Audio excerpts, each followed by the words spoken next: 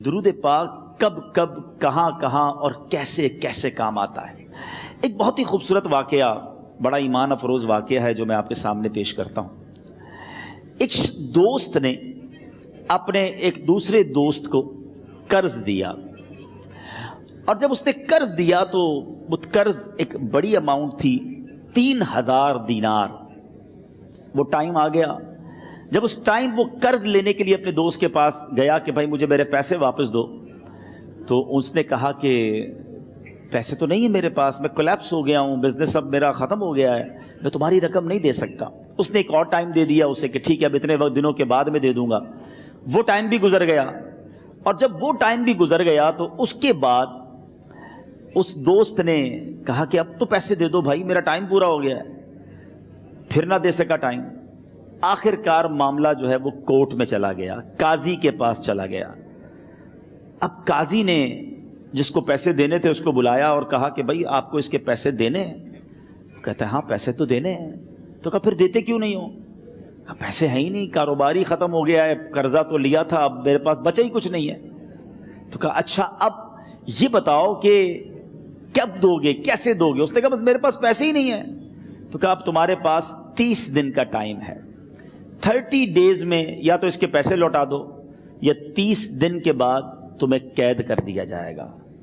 یہ شخص اب گھر آیا، پیسے تو تھے نہیں، مگر شاید علماء نے لکھا کتابوں میں، یہ واقعہ کئی بڑی بڑی کتابوں میں لکھا اور درود پاک کے فضائل کی بڑی بڑی کتابوں میں لکھا، اور اس شخص نے سوچا کہ اس نے ایک حدیث پاک پڑھی ہوئی تھی کہ جس میں نبی پاک علیہ الصلوۃ والسلام نے فرمایا ہے، جس کا مضمون ہے کہ جو شخص پریشان ہو، مصیبت زدہ ہو، اسے چاہیے کہ مجھ پر کثرت سے درود پاک پڑھے، کیونکہ درود پڑھنا مصیبتوں اور پریشانیوں کو لے جاتا ہے۔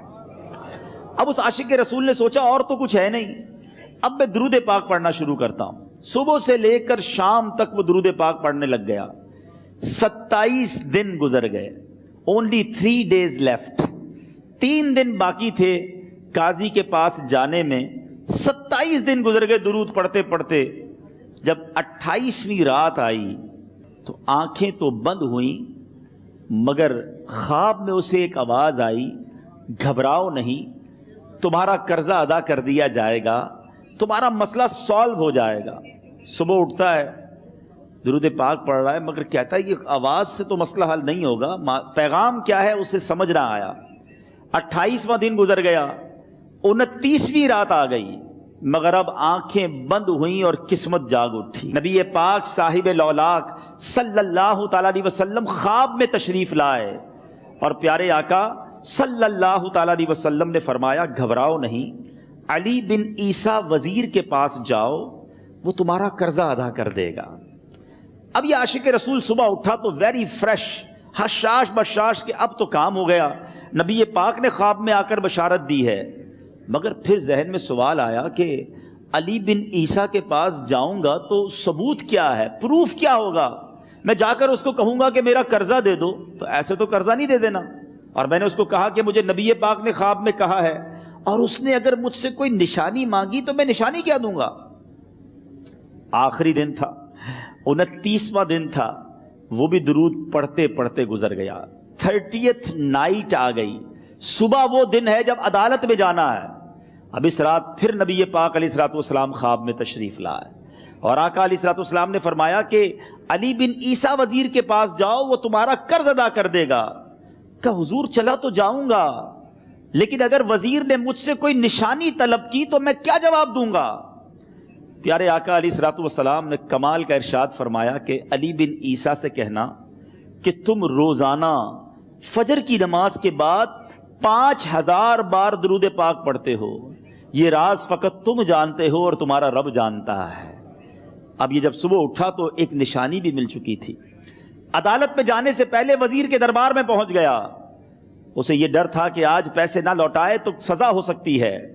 جب وزیر کے دربار میں پہنچا تو وزیر اپنے مشیروں کے ساتھ بیٹھا تھا۔ کہا مجھے آپ سے بات کرنی ہے۔ کہا بتاؤ کیا بات کرنی ہے؟ کہا میں ایک پیغام لایا ہوں آپ کے لیے۔ اچھا کس کا پیغام لائے ہو؟ کہا میں نبی پاک جناب محمد مصطفیٰ صلی اللہ تعالیٰ علیہ وسلم کا پیغام لایا ہوں۔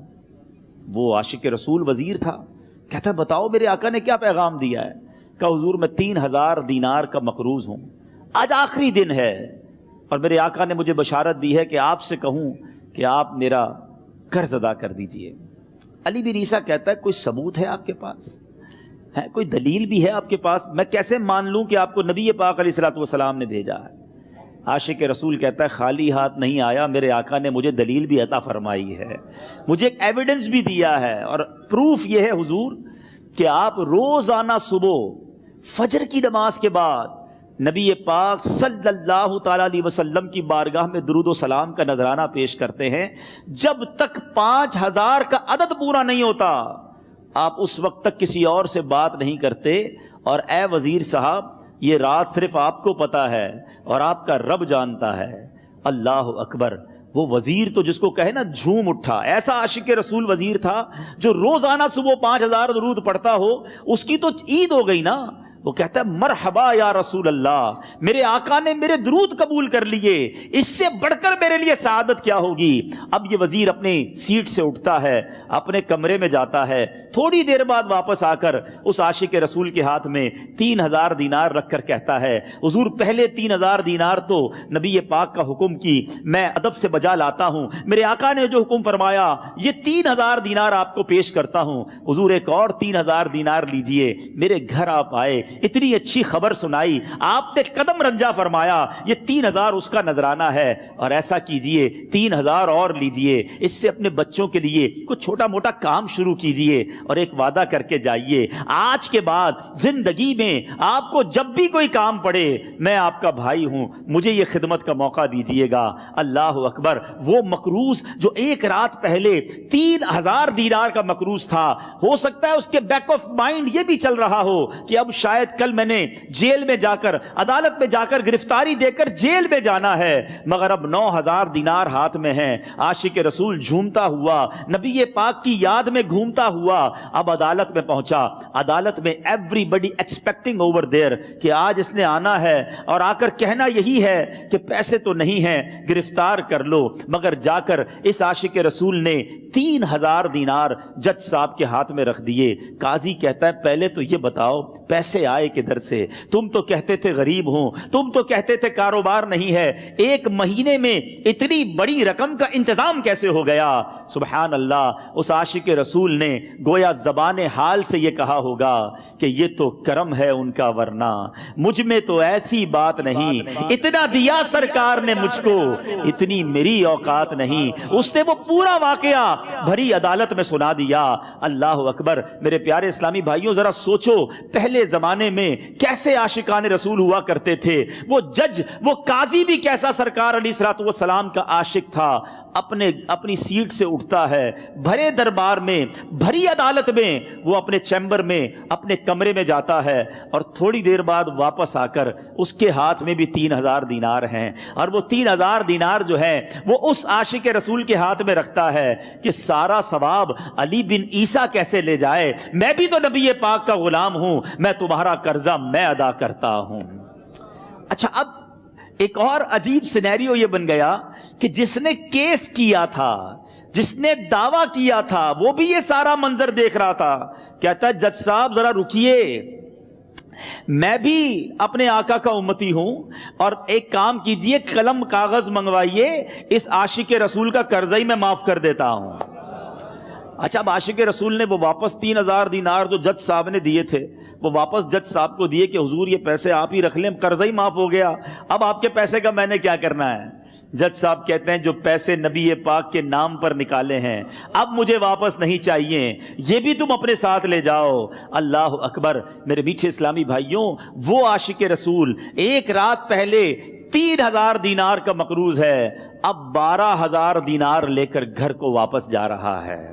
اس ایک واقعے کے اندر جو ہم سب کے لیے درس ہے، جو ہم سب کے لیے پیغام ہے، شاعر لکھتے ہیں نا، دکھوں نے تم کو جو گھیرا ہو تو درود پڑھو، दुखों ने तुमको जो घेरा हो तो दुरूद पढ़ो, जो हाजिरी की तमन्ना हो तो दुरूद पढ़ो। आज हम बहुत सारी प्रॉब्लम्स में होते हैं। यहां भी हो सकता है मेरा कोई भाई बीमार बैठा हो, कोई कर्जे में डूब गया हो, किसी का कोई बिजनेस प्रॉब्लम चल रहा हो, कोई फैमिली इशू में डिस्टर्ब हो। आप किसी भी प्रॉब्लम में हैं, खुदा की कसम दुरूद पाक ऐसा वजीफा है। लोग बहुत सारे वज़ाइफ पूछते रहते हैं, बहुत सारे जनाब वज़ाइफ के बारे में मालूमात करते रहते हैं। सच्ची बात यह है, हर दर्द की दवा है सल्ले अला मुहम्मद। हर दर्द की दवा है सल्ले अला मुहम्मद। तावीज़ हर बला है सल्ले अला मुहम्मद। तो खुदारा अपनी ज़िंदगी में दुरूद पाक को शामिल कर लीजिए और आप बिलीव करें, जब आपने कसरत से दुरूद पाक पढ़ने शुरू कर दिए, आप अपनी आंखों से देखेंगे आपके प्रॉब्लम दूर हो रहे हैं, आपकी सेहत अच्छी हो रही है, आपके कर्जे उतरने शुरू हो गए हैं, रोजगार में आपके बरकत होना शुरू हो जाएगी, आपके चेहरे पे नूर आना शुरू हो जाएगा, आपकी ज़बान में असर आना शुरू हो जाएगा।